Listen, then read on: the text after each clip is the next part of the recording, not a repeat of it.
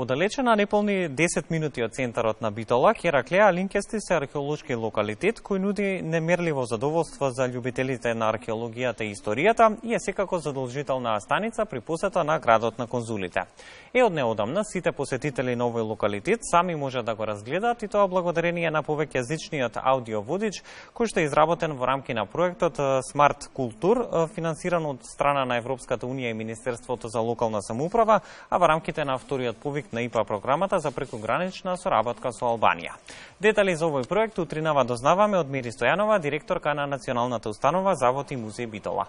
Добро утро и добро не дојдовте во утринската програма. Добро утро до вас во студио и до гледачите. Секако и благодарам на поканата и на покажаниот интерес да говориме за овој исклучително значаен проект за нас. Имаме 10 минути, се надевам ќе успееме да фатиме сето она што е важно и треба да го знаат нашите гледачи во однос на овој проект.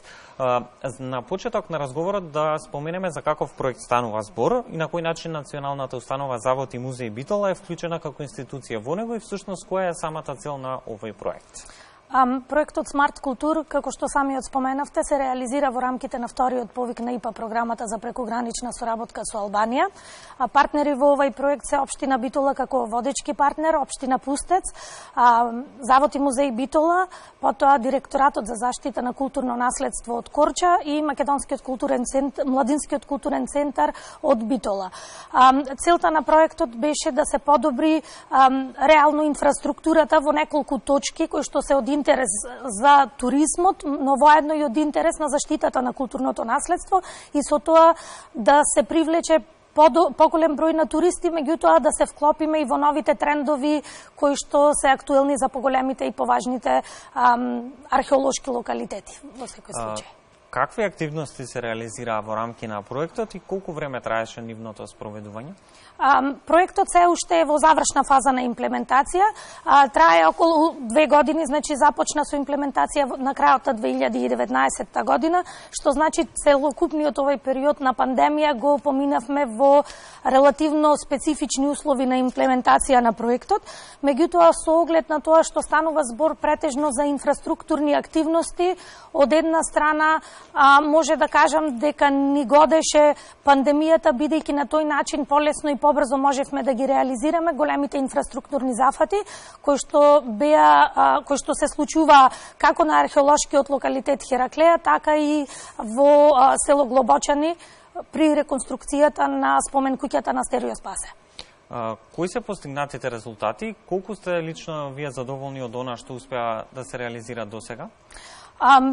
Да бидам искрена, исклучително сум задоволна од постигнатиот резултат, особено поради фактот што самите посетители на локалитетот ја забележуваат драстичната разлика која што постоеше пред започнувањето на реализација на овие инфраструктурни зафати, така и по нивното завршување.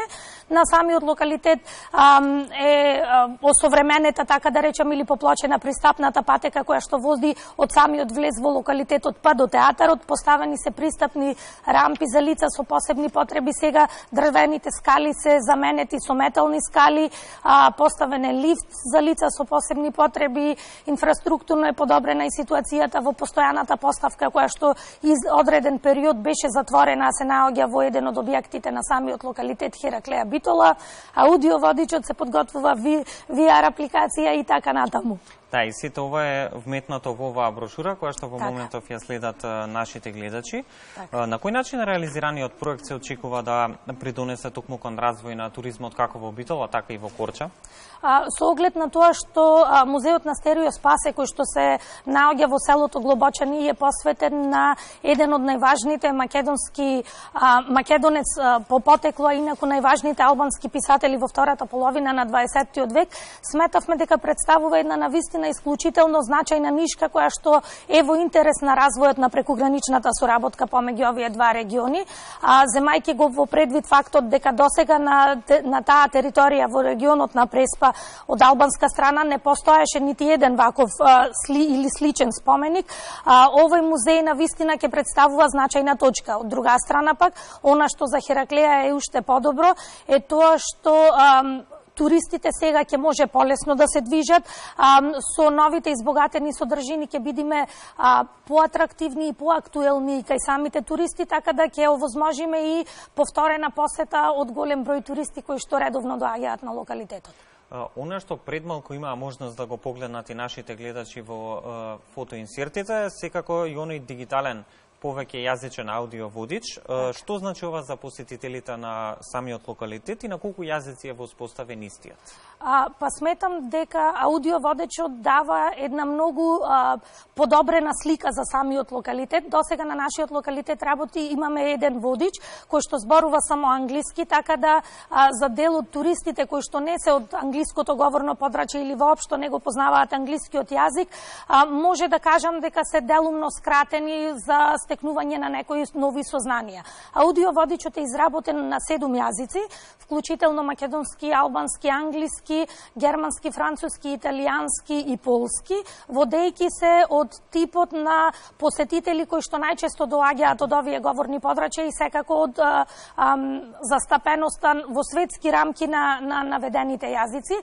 На овој начин за секој од посетителите е овозможено самостојно да го разгледува локалитетот со едноставно симнување на апликацијата за која што имаат информации на самиот влез од локалитетот или пак со скенирање на QR кодовите кои што се ги гледаат гледачите, кои што се поставени на самите табли.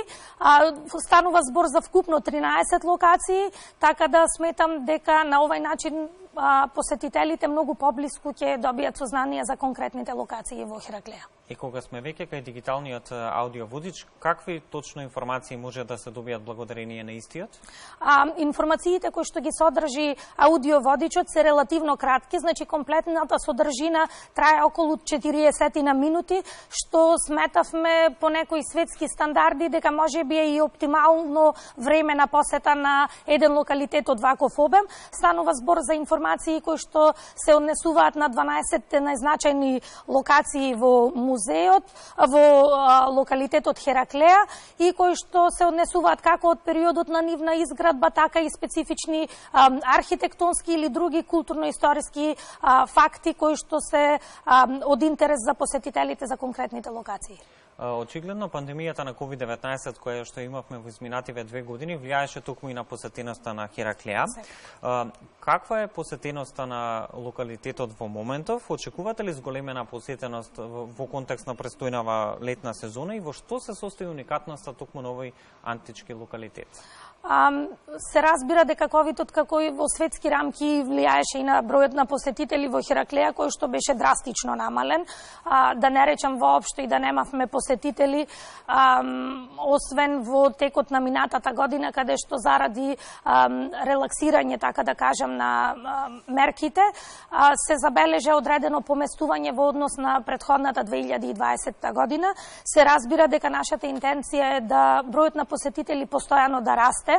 Не знам колкав период, исто како и кај другите локалитети и ваков тип на објекти, може брзо да се вратиме до бројот кој што бил пред пандемијата, меѓутоа она што сметам дека ќе биде од интерес е токму овие нови содржини кои што можеби покрај странските туристи кои што ни беа на некој начин водечка целна група која што го посетува локалитетот, сега и за домашните посетители кои што и претходно имале можност да го посетат локалитетот, ќе имаат можност за повторени посети токму заради овие нови содржини.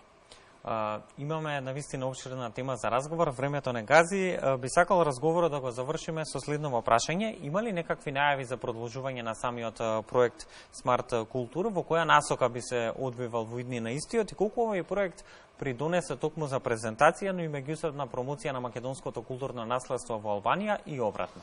Па сметам, не само од моје лично видување, туку и од реакциите на поширокото локално население, како во Преспа, така и во Битола, се разбира и на сите партнерски организации, дека можеби овој проект ги надмина дури и нашите очекувања на прифатеност, на тој промотивен момент од кој што тргнавме кога ја подготвувавме апликацијата. Она што особено ме радува е тоа дека на вистина партнерските врски кои што се создадоа за време на овој прв проект веќе не се партнерски, туку многу повеќе се пријателски, и тоа овозможува не само соработка на полето на прекуграничната соработка и на ваков тип на проекти, туку со оглед на специфичноста и на Завод и музеј Битола и на Директоратот за заштита на културно наследство од Корча, оваа соработка има можност да се продлабочи многу повеќе. Истото партнерство, за наша среќа, имаме можност да го реализираме преку проектот Smart for You 2, кој што веќе е одобрен во рамките на третиот повик на ИПА програмата и за чии што почеток се надева многу скоро ќе имаме можност да зборуваме. Значи, во тој дел исто така имаме големи инфраструктурни зафати кои што драстично ќе ја подобрат повторно сликата на неколку други локации, но еве да оставиме нешто и за следен наш разговор. Ние секако ќе бидеме тука и ќе ве следиме со сите нови активности од Завод и музеј Битола, повторно ќе ви имаме во утринската програма. Госпоѓа Стојанова, благодарам за одвоеното време и за гостувањето во утринската програма на Македонската телевизија. Дефинитивно културното наследство е непроценливо богатство кое треба да се чува, а дигитализацијата може да ни помогне истото како да го заштитиме, така и да го промовираме. Секако, вам ви благодарам уште еднаш на поканата и на вашиот покажан интерес за конкретниот проект и секако и на поддршката која што еве на ваков начин преку медиумите ја добиваме за унапредување на нашата работа. Благодарам уште еднаш, ние се гледаме во следна прилика.